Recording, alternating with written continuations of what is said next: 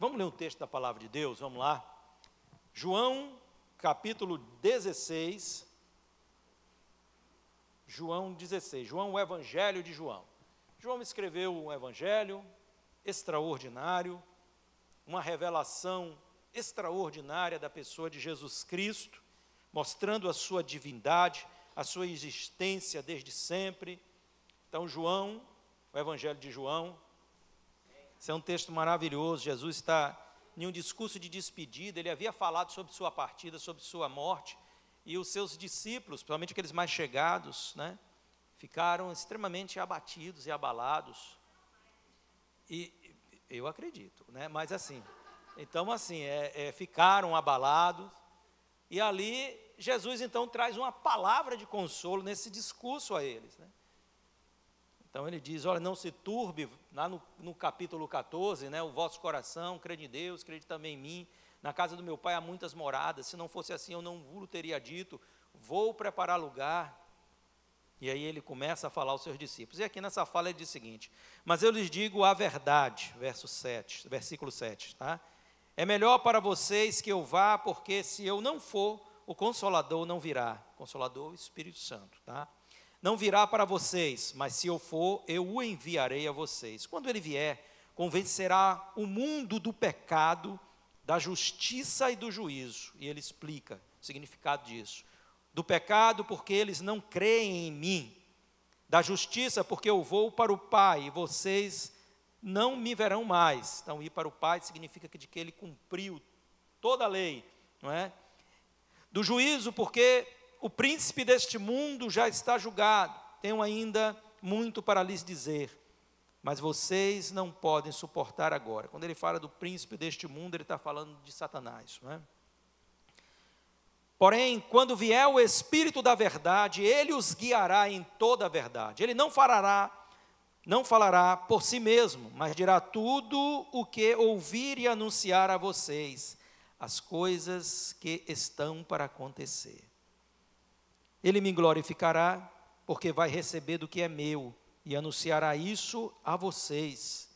Tudo o que o Pai tem é meu, por isso eu disse que o Espírito aqui com letra maiúscula, né, Espírito Santo, vai receber do que é meu e anunciar isso a vocês. Perceba como Jesus ele vai exaltar a relevância, a necessidade da vinda do Espírito Santo. E ele disse, olha, é importante para vocês que eu vá. Por quê? Porque os discípulos não queriam que ele partisse, né?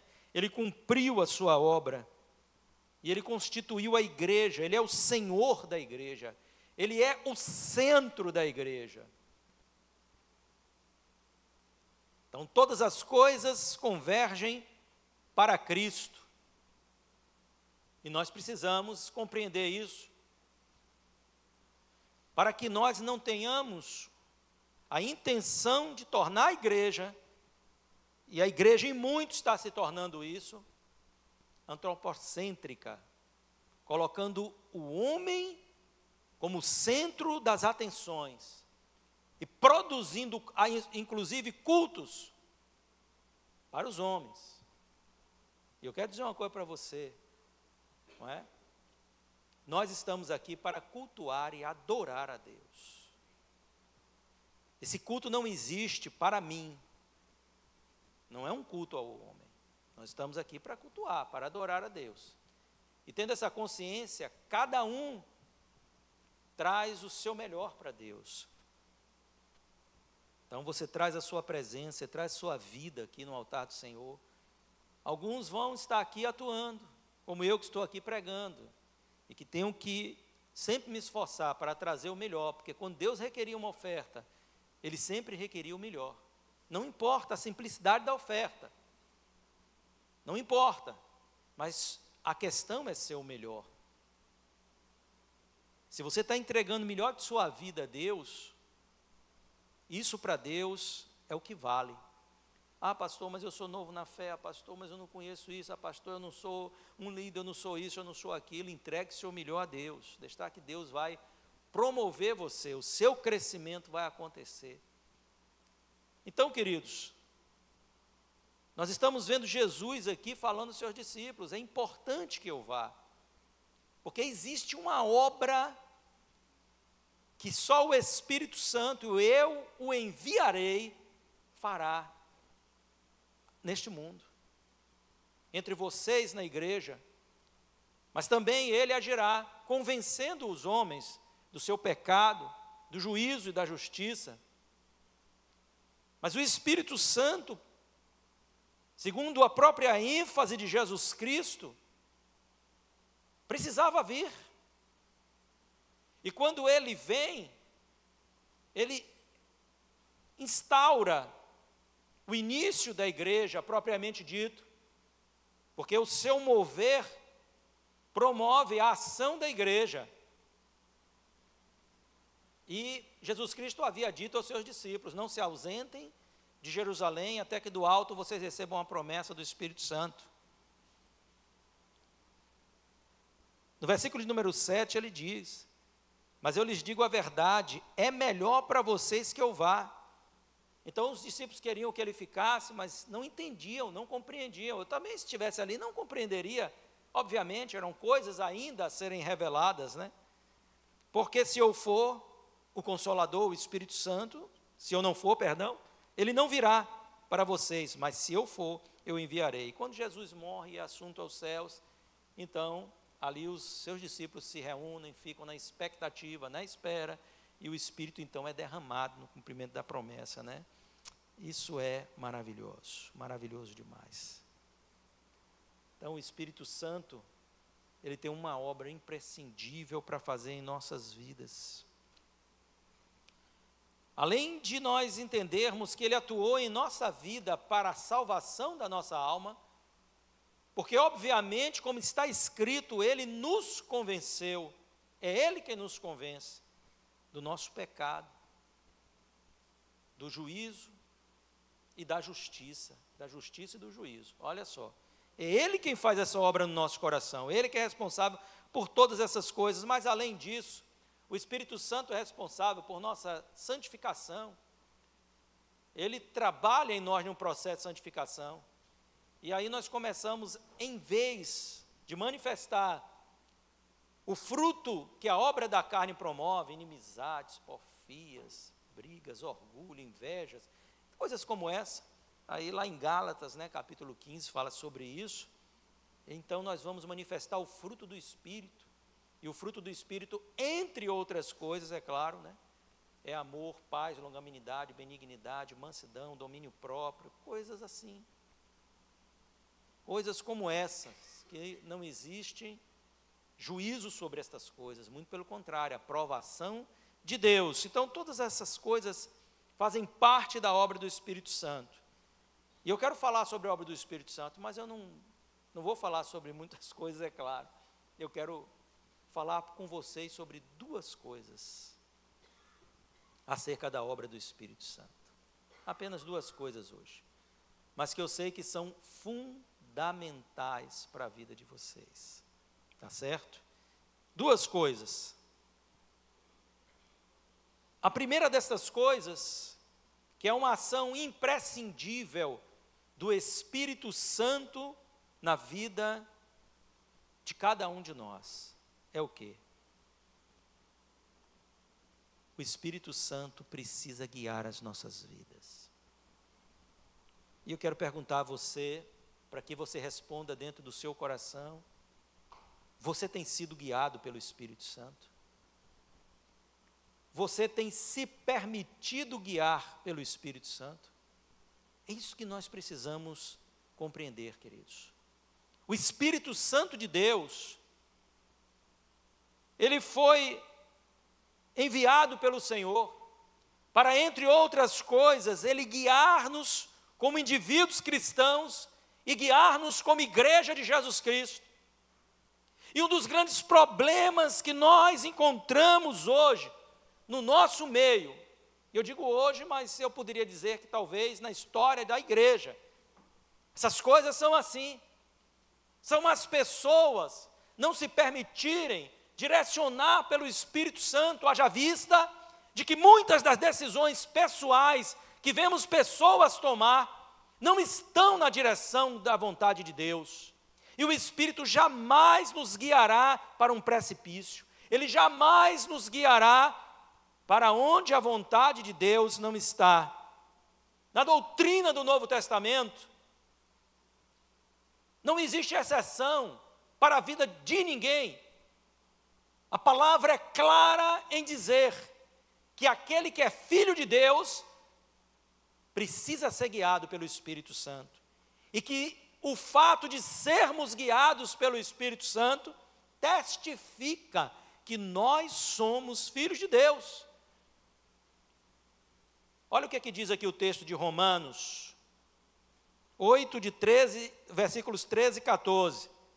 Eu não sei se o pessoal tem como projetar esses textos aí para facilitar, né? Às vezes, somente para quem já não tem muita ainda habilidade na palavra. Romanos 8, 13 e 14. O que diz aqui a palavra do Senhor?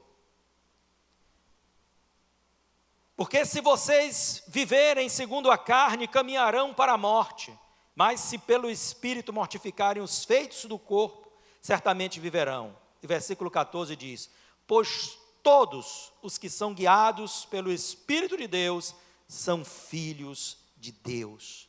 Perceba o que Paulo está querendo dizer aqui. Paulo escreveu esta carta, e pelo Espírito do Senhor, divinamente inspirado, ele está dizendo isso, que quando nós nos deixamos guiar pelo Espírito de Deus, isso se torna um testemunho, uma testificação de que nós somos filhos de Deus. O quanto isso é importante, hein? Ainda em Gálatas, capítulo 5, os versículos 16 e 25, não é até 25, mas 16 e 25. Eu vou ler numa linguagem mais atual, para que você entenda melhor. Quero dizer a vocês o seguinte: deixem que o Espírito de Deus dirija a vida de vocês, e não obedeçam aos desejos da natureza humana.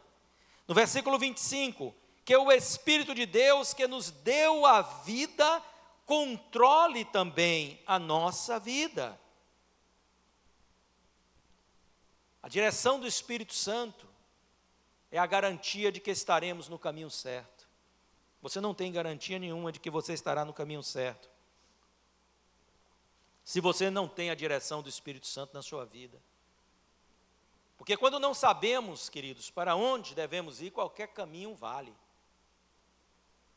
Quando não temos a orientação, não é? Qualquer caminho vale.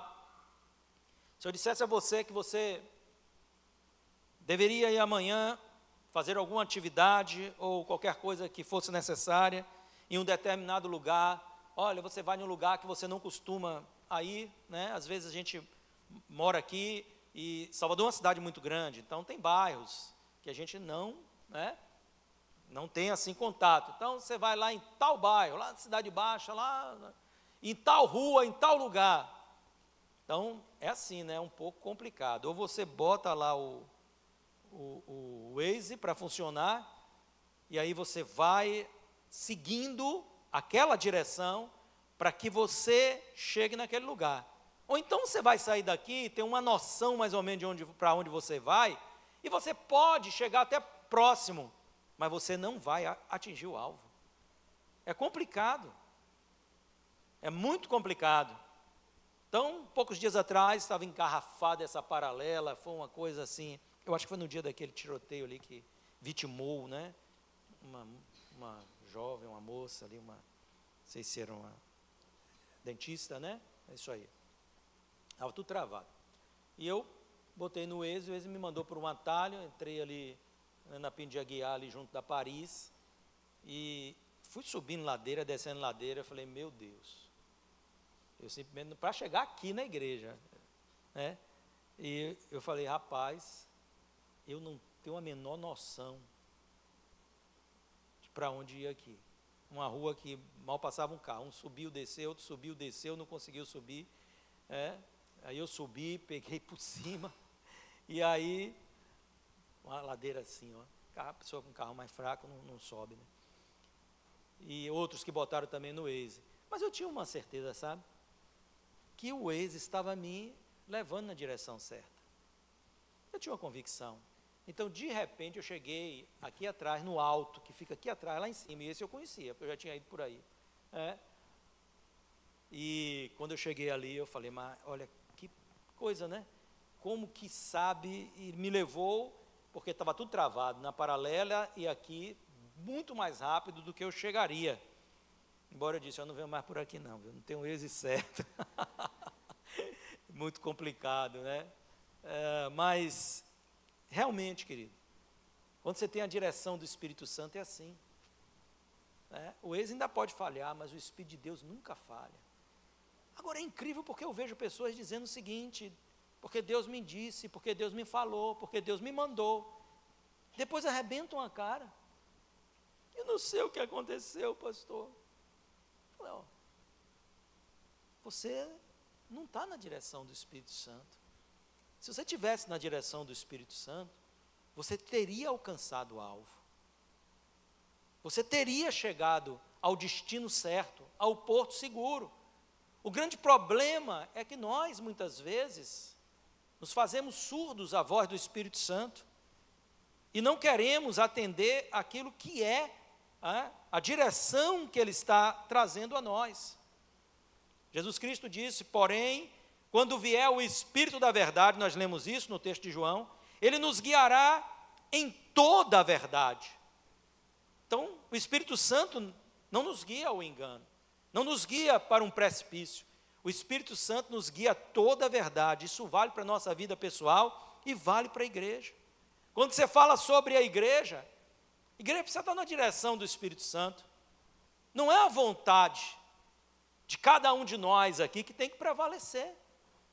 É a vontade de Deus para a vida da igreja. Esse é outro grande problema. É que as igrejas hoje não estão debaixo de uma demanda do Espírito Santo, mas de uma demanda de pessoas que se inculcam no que deve, que acham que é bom que seja feito. Aos nossos olhos, muitas coisas são boas. E apesar delas não terem uma conotação de pecado, mas elas não são a vontade de Deus para nós. Paulo intenta pregar na Ásia. Há alguma coisa errada em pregar? Não, não há. Em levar a palavra do Senhor, não. Mas a Bíblia diz que o Espírito não permitiu que ele fosse. Por que não permitiu que ele fosse? Porque apesar de Deus levantar outros para pregarem na Ásia, apesar de haver uma necessidade da Ásia ser evangelizada nos tempos do apóstolo Paulo,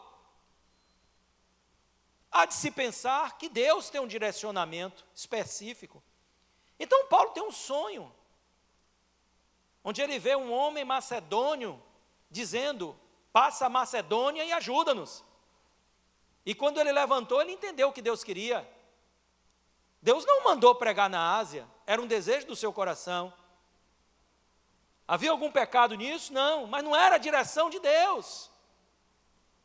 E ele vai para a Macedônia, e Deus faz uma grande obra ali.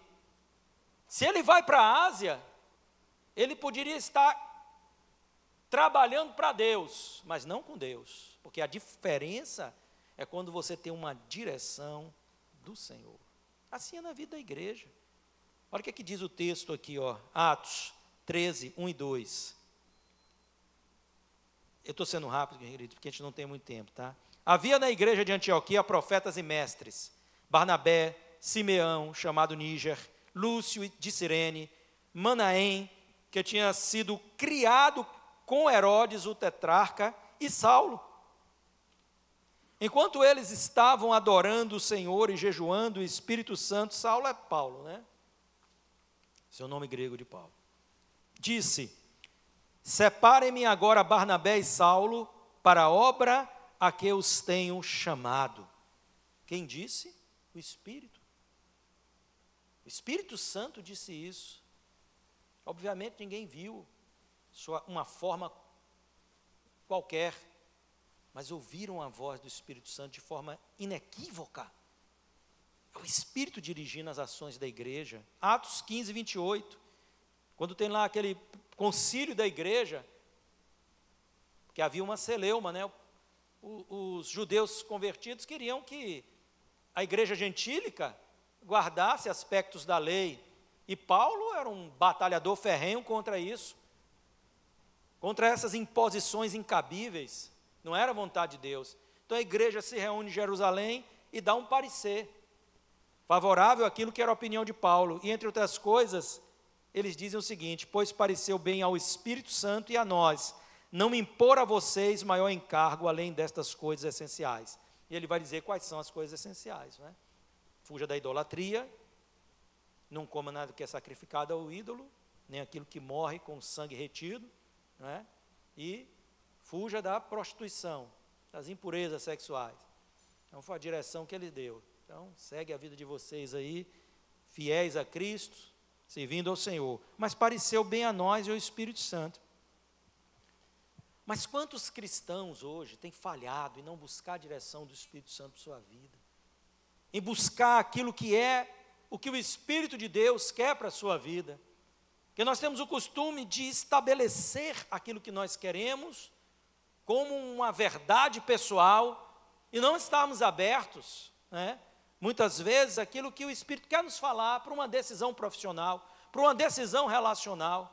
Você está tão interessado no objetivo, no alvo, né, a ser atingido, que você se esquece que muitas vezes a questão não é acertar o alvo, mas acertar o alvo, que é importante. Um alvo pode ser algo estabelecido por você fora da vontade de Deus, mas você precisa conhecer qual é a vontade de Deus para a sua vida. E aí que o Espírito Santo entra te guiando à vontade do Senhor. Ele te conduzirá a toda a verdade, disse Deus. Agora deixa eu fazer um alerta para você. Quem não está sendo dirigido pelo Espírito do Senhor, e não me venha com essa história, eu sou crente. Tem muito crente se apostatando da fé, exatamente por isso. Porque quem não está dirigido pelo Espírito do Senhor estará sendo influenciado por outros poderes, por outras forças que estão operando, muitas vezes, dentro dos limites das igrejas. Então abre o seu olho, que o que te blinda não são essas paredes aqui não. Isso aqui não é nada para o diabo. Parede não impede o diabo de entrar e sair e fazer. O que te blinda é uma vida dirigida pelo Espírito Santo, guiada pelo Espírito Santo, que te conduz à verdade de Deus. Então, nós precisamos ter consciência disso. E eu quero falar duas coisas para vocês aqui. O primeiro desses poderes, que pode nos influenciar, é chamado na Bíblia de a obra da carne, ou as coisas da carne, ou as coisas que são concernentes à carne. Olha o que aqui Paulo fala em Romanos 8, de 5 a 8. Os que vivem segundo a carne, Romanos 8, versículos de 5 a 8.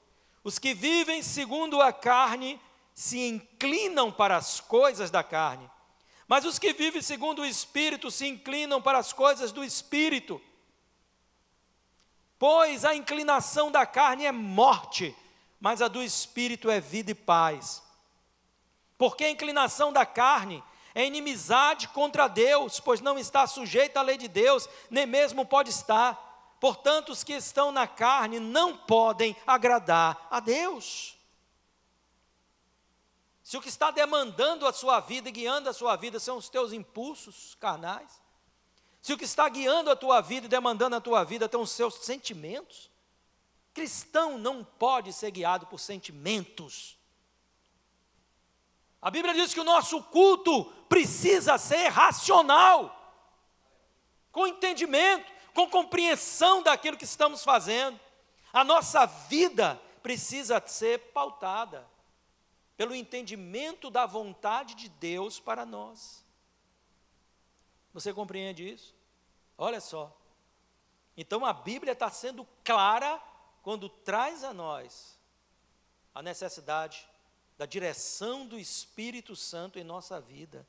Se você se deixa levar, aí quanto aos meus sentimentos, e quanto aos meus desejos, e quanto ao que eu quero para a minha vida, olha para mim, eu vou dizer uma coisa para você, você não sabe mais do que Deus o que é melhor para a sua vida.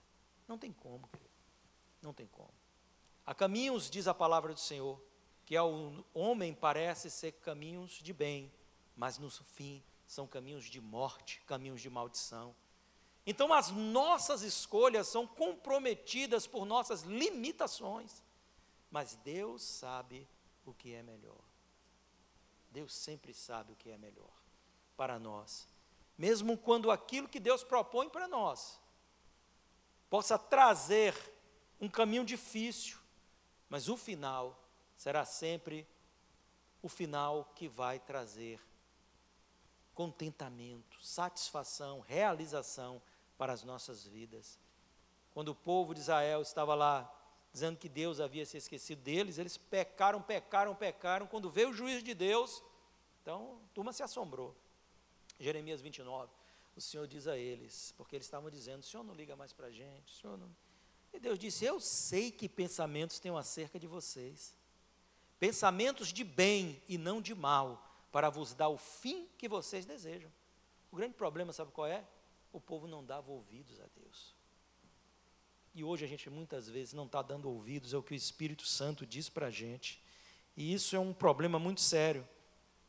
Aí vem a nossa inclinação carnal, os desejos que estão em nós, as motivações que são produzidas pelos nossos desejos, pelas nossas concupiscências, e nos levam para um caminho que não é o caminho que a vontade de Deus prevê para nós. Gálatas 5, 16 a 21, diz o seguinte, o apóstolo Paulo, escrevendo aos Gálatas, capítulo 5, versículos 16 a 21. Digo, porém, o seguinte, vivam no Espírito e vocês jamais satisfarão os desejos da carne. Porque a carne luta contra o Espírito Santo, e o Espírito luta contra a carne, essas paixões que residem em nós, aqui, neste corpo, que não se converte, né? A gente se converte, mas o corpo fica aí, é incrível, né? Porque são opostos entre si, para que vocês não façam o que querem, mas se são guiados pelo Espírito, vocês não estão debaixo da lei, ou seja, de condenação. Ora, as obras da carne são conhecidas e são imoralidade sexual, impureza, libertinagem, idolatria, feitiçarias, inimizades, rixas, ciúmes, iras, discórdias, divisões, facções, invejas, bebedeiras, orgias e coisas semelhantes a estas. Declaro a vocês, como antes já vos preveni, que os que praticam, vivem na prática dessas coisas, não herdarão o reino de Deus. Quem vive na prática dessas coisas, não herdarão o reino de Deus. Amém, irmãos? Olha aí, que grande alerta, né? Então, Paulo está atestando que estava havendo um desvio doutrinário produzido pelas obras da carne atuando na vida dos homens. Ali, aos Gálatas, né? Havia uma coisa bastante específica que era permitir que os judaizantes estivessem influenciando a igreja ali na Galácia, para que os irmãos estivessem guardando o sábado, como que se fosse um requisito para a salvação. Então isso, ele disse, olha, vocês começaram no Espírito, mas estão terminando na carne, né? Então aqui Paulo atesta, estava vendo esse desvio. Sabe qual é um segundo poder que eu vejo atuando na vida de muitos cristãos? Porque não estão dando ouvidos à voz do Espírito Santo. Como eu conheço a voz do Espírito Santo? O Espírito Santo não vai te guiar a nada que esteja diferente disso aqui. Tudo isso aqui é inspiração dele. Então está na palavra, está avalizado. Não está na palavra, cai fora que é pecado. Um segundo poder que nos pode influenciar e assumir a liderança em nossa vida quando não estamos sendo dirigidos, guiados pelo Espírito Santo, influenciados pelo Espírito Santo, são os espíritos enganadores. Preste atenção que isso é muito sério. Há muito espírito enganador atuando. Espírito de engano não só atuam lá fora, não. Vá por mim. Isso é Bíblia. Atuam muitas vezes em altares de igrejas e seduzem multidões. Cara, como seduzem multidões. Como isso é incrível. e eles estão nas bocas dos falsos mestres e dos falsos profetas. Dos falsos mestres e dos falsos profetas. Essa é uma advertência recorrente na Bíblia. Mateus 7,15. Olha o que é que Jesus diz aí. Vamos lá, hoje que é escolão. Vamos ver se está bom de abrir a Bíblia aí. Mateus 7,15. Cuidado, disse Jesus, né? Cuidado com os falsos profetas que se apresentam a vocês disfarçados de ovelhas, mas por dentro são lobos vorazes. Profeta hoje, querido, tem uma conotação um pouco distinta daquilo que era o profeta da antiga aliança, que era alguém revestido pelo Espírito Santo, entregava uma mensagem de Deus ali, esporadicamente, tinha aquele uso. Hoje nós temos, dentro da igreja, a atuação do dom de profecia, alguém que é usado para trazer em nome de Deus uma palavra. Mas aqui nós não estamos falando desse tipo de pessoas apenas. Esses também podem ser usados com engano. E são, muitas vezes, quando você vê muita conversa, pode ter certeza, é muito papo, é pouco sucesso. Mas, hoje os profetas, somos nós, pregadores, muitas vezes, estamos professando a palavra de Deus, pregando a palavra de Deus. Muito cuidado com o que você ouve por aí. Mateus 24:11, Jesus mais uma vez advertindo, falando sobre os sinais que antecederiam a sua vinda, e ele diz: muitos falsos profetas se levantarão e enganarão a muitos. Uau! Aí a coisa estreita. Graças a Deus,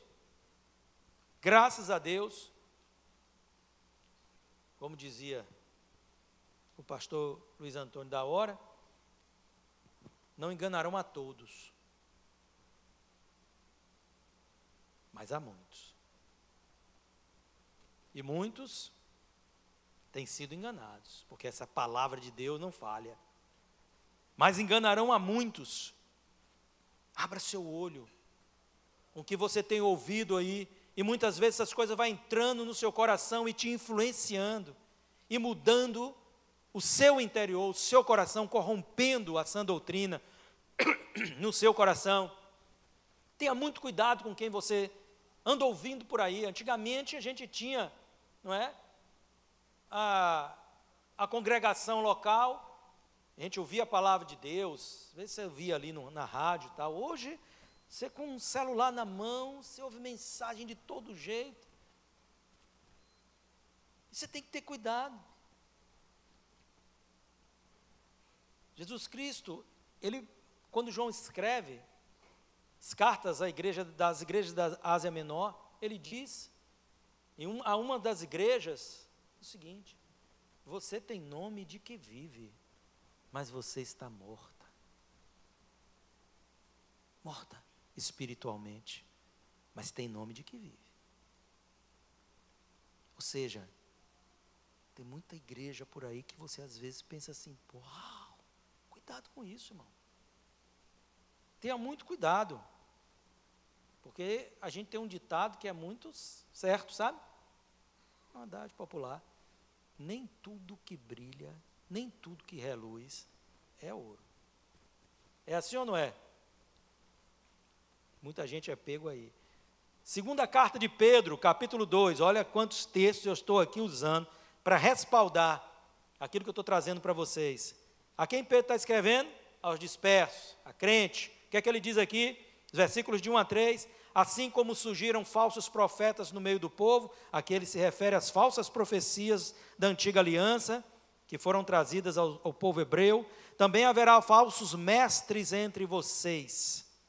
Eles induzirão heresias destruidoras, chegando a renegar o soberano Senhor que os resgatou, que é Jesus, trazendo sobre si mesmo repentina destruição, e muitos seguirão as suas práticas libertinas, e por causa deles o caminho da verdade será difamado, ou seja, a palavra de Deus será difamada. Movidos, por avareza, olha aí, eles explorarão vocês com palavras fictícias, mas para eles a condenação decretada há muito tempo não tarda, e a destruição deles não caiu no esquecimento. Olha aqui, movidos por avareza, explorarão vocês com palavras fictícias. E eu vejo quanto as pessoas gostam de palavras fictícias, né, pastores? Eita, basta usar aí umas palavrinhas, maravilha, todo mundo dá glória a Deus e aleluia, basta dizer o quanto você é a bonequinha dos olhos de Deus, que já mexeu no seu coraçãozinho. Eu sou isso mesmo, o pastor está certo acerca, eu sou maravilhoso assim mesmo, eu sou maravilhoso assim mesmo. E pronto. Não existe mais uma pregação, né, assim, em alguns lugares, que fala sobre a responsabilidade de viver uma vida diante de Deus que seja agradável ao Senhor, do ponto de vista de santidade. Sede santo em toda a vossa forma de viver. Santidade não pode ser eleita em algumas áreas que você acha que deve se fazer, não. Em toda a sua forma de viver. E nós precisamos ter isso em nosso coração, em nossa mente, tá certo? E movidos por avareza, explorarão vocês. Mas eu vejo um grande mal. Sabe o que é? A corroboração do povo com estas práticas, com estas coisas.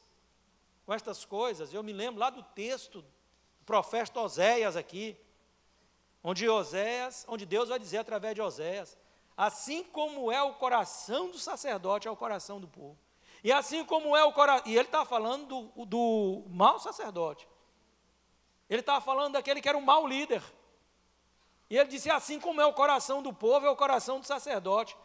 Em suma, está tudo corrompido. Tudo corrompido. E aí eu vejo muitas vezes aberrações sendo pregadas aí na internet, e uma multidão de pessoas batendo palma, dando like. Dando like. E eu disse, qual é a base bíblica para isso? Não há. Não existe base bíblica, isso é humanismo puro. Isso é o espírito do engano, é a mentira trabalhando no coração das pessoas, e as pessoas se deixando, se permitindo ser enganadas. Sabe por quê? Porque não buscam ouvir o que o Espírito tem a nos dizer. Jesus Cristo advertiu em todas as igrejas, né? Quem tem Espírito, ouça. Quem tem ouvidos, perdão, obrigado. Quem tem ouvidos, ouça o que o Espírito diz às igrejas. Ouça o que o Espírito Santo está falando a você, para que você fuja dessa geração corrupta e deste caos que muitas vezes nós estamos vendo, aonde deveria existir a luz, aonde deveria existir a ordem, a bênção do Senhor. E a gente vê tanta coisa, irmãos, mas não são todos. Graças a Deus que a maioria de nossas igrejas ainda são portos seguros da doutrina e da fé. E que essa igreja seja sempre um porto seguro para a sua alma. Para que a doutrina do Senhor seja pregada sempre com toda, a lisura, comprometimento, e nós possamos ter uma vida que agrade a Deus. Eu não vou falar aqui no segundo ponto, porque nós não temos tempo, mas depois a gente fala, isso não é problema. O problema é que o importante é que você não só seja ouvinte daquilo que foi pregado aqui, mas um praticante. Alguém que vai abraçar a palavra e vai viver pela palavra. Lê a Bíblia. Procure conhecer o Senhor. Pastor, mas a Bíblia veio dar um nó na minha cabeça. É exatamente isso. É a falta da ação do Espírito Santo. E claro, se você tem dúvida de alguns pontos, nós estamos aqui para esclarecer você. Mas leia a palavra de Deus, porque você vai ter direção de Deus na sua vida. tudo o que você precisa saber na sua vida, não é? Obviamente eu não estou falando dos detalhes, mas do direcionamento, de como você se direcionar, está aqui, irmão. Principalmente o Novo Testamento. Todos os anos aqui no nosso plano de leitura, vamos começar, né, no segundo semestre. Todo segundo semestre, nós temos um plano de leitura para ler o Novo Testamento, para que você cresça no conhecimento da vontade de Deus. E assim você vai entender qual é o propósito de Deus para a sua vida, e permitir se deixar dirigir pelo Espírito desta palavra, que é o Espírito de Deus. Essa é a garantia da tua vitória, da tua bênção, e de um dia você ter a plena convicção de que você estará lá na presença do Senhor. Deixa o Espírito Santo te guiar, deixa Ele conduzir a tua vida, em nome de Jesus, amém? Glória a Deus. Não se comprometa com erro. Eu tenho errado nisso. Pronto, é hora de você consertar. O problema não é o que você fez, o problema é você continuar fazendo. O que você fez é uma coisa que pode se consertar, mas se você se obstina no erro, aí o problema cresce, querido. Arrependa-se e agora se permita conduzir pela obra do Espírito de Deus. Vamos nos colocar em pé, vamos lá, vamos orar. A gente ainda tem uma ceia aí, abençoada para a gente, né? Está celebrando. Mas eu quero fazer uma oração por você aqui nessa manhã. Nessa manhã, Senhor, nós queremos mais do Teu Espírito em nossa vida.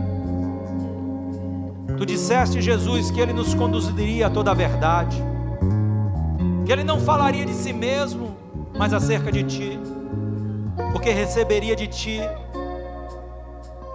e nos faria saber toda a Tua vontade para a nossa vida. Nós oramos por mais direção do Espírito Santo para as nossas vidas, para que as nossas atitudes pessoais sejam, Senhor Deus, de conformidade à Tua vontade. Oramos para que a cada dia tenhamos, desde o nascer do sol, desde acordarmos e abrirmos os nossos olhos, até o adormecer, direção do Teu Espírito em nossa vida. Oramos por direção do Teu Espírito na nossa igreja, para que estejamos sendo guiados à Tua vontade, não à nossa vontade, para que prevaleça o Teu querer. Oramos para que Tu nos dirija sempre na direção oposta de tudo aquilo que é desfavorável, tudo aquilo que é pecado, tudo aquilo que é condenatório, tudo aquilo que não revela a Tua presença, Senhor, nem a Tua vontade. Eu oro em nome de Jesus, que o Espírito Santo nos revista com todo poder e autoridade, nesta manhã, para a glória do nome do Senhor Jesus Cristo. Opera em nós, Pai, de forma a que a cada dia sejamos transformados, como diz as Escrituras, de glória em glória, pelo Espírito, na imagem do Senhor, em nome de Jesus. Glória a Deus, amém. Glórias ao nome do Senhor.